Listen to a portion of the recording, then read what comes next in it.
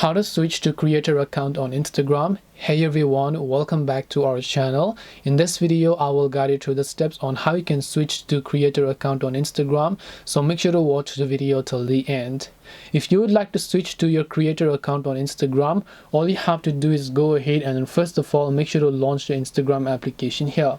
And once you launch the Instagram application, you want to make sure to simply come to your profile icon from the bottom right, then tap the three lines option from the top right of the screen. Now you can see I have a normal personal account. To switch to a creator account, I need to look for an option that says account type and tools.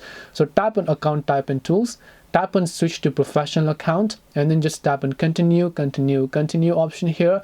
Once done, select whatever else you are. In this case, tap on done option. It will give you two options, to switch to creator account or to switch to business account, but because we are trying to switch to creator account, we will just leave it at creator. Tap the next option and then we will be able to successfully set up our creator account. This way we have successfully switched to a creator account on Instagram. Hope this video was very helpful. If you have got any more questions, then feel free to also leave them down in the comment section. Thank you very much for watching till the end of this tutorial, and see you soon in our next video.